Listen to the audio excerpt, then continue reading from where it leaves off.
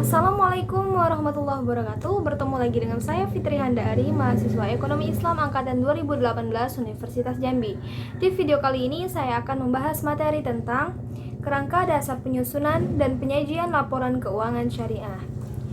Tujuan kerangka dasar yang pertama itu adalah penyusun standar akuntansi keuangan syariah dalam pelaksanaan tugasnya.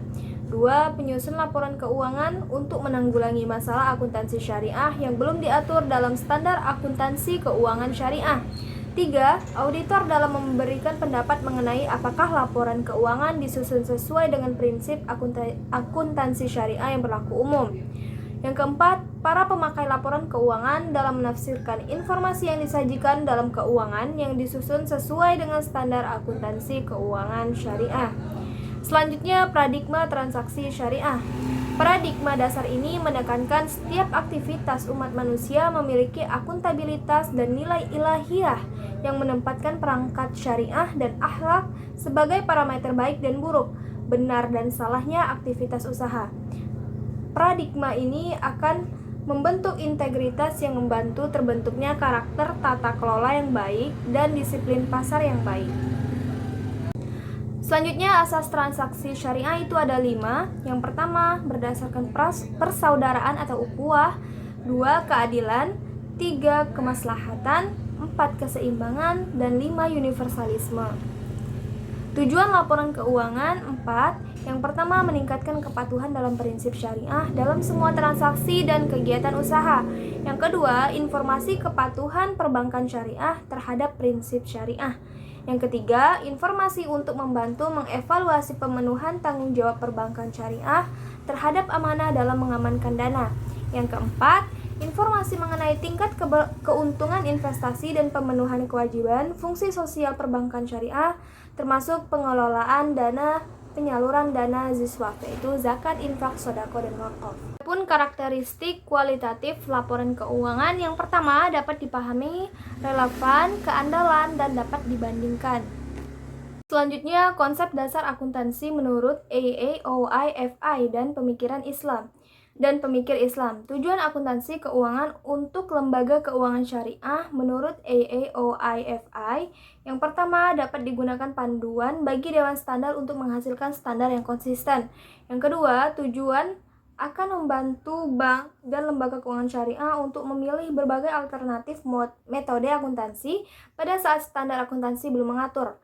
3. Tujuan akan membantu untuk memandu manajemen dalam membuat pertimbangan pada saat akan menyusun laporan keuangan. Yang keempat, tujuan jika diungkapkan dengan baik akan meningkatkan kepercayaan penggunaan serta meningkatkan pemahaman informasi akuntansi sehingga akhirnya akan meningkatkan kepercayaan atas lembaga keuangan syariah. Yang kelima, penetapan tujuan yang mendukung penyusunan standar akuntansi yang konsisten. Ini seharusnya dapat meningkatkan kepercayaan penggunaan laporan keuangan. Karakteristik transaksi syariah. Yang pertama, transaksi hanya dilakukan berdasarkan prinsip saling paham dan saling ridho. Yang kedua, prinsip kebebasan bertransaksi diakui sepanjang objeknya halal dan baik. Yang ketiga, uang yang berfungsi sebagai alat tukar dan satuan pengukur nilai, bukan sebagai komoditas.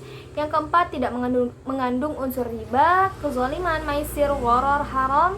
Transaksi dilakukan berdasarkan suatu perjanjian yang jelas dan benar, serta untuk keuntungan semua pihak tanpa merugikan pihak lain.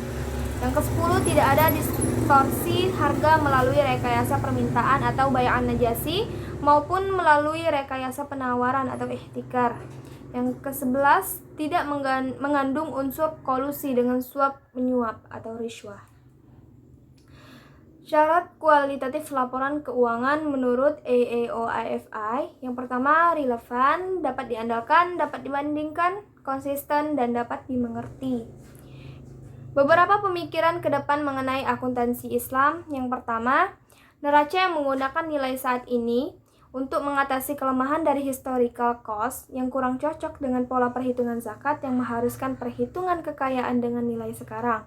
Dengan menggunakan nilai sekarang akan mempermudah pengguna laporan keuangan untuk mengambil keputusan karena nilai yang disajikan lebih relevan dibandingkan nilai historical cost. Yang kedua, IFRS itu telah merekomendasikan nilai saat ini untuk aset yang disajikan dalam laporan keuangan, dan negara-negara di dunia sedang dalam proses untuk mengadopsi IFRS sebagai standar pelaporan di negara masing-masing. Yang ketiga, laporan nilai tambah. Laporan nilai tambah sebagai pengganti laporan laba atau sebagai laporan tambah atas neraca dan laporan laba rugi. Usulan ini didasarkan atas pertimbangan bahwa unsur terpenting di dalam akuntansi syariah bukanlah kinerja operasional atau laba bersih, tetapi kinerja dari sisi pandang para stakeholders dan nilai sosial dan yang dapat didistribusikan secara adil kepada sekelompok yang terlibat dengan perusahaan dalam menghasilkan nilai tambah.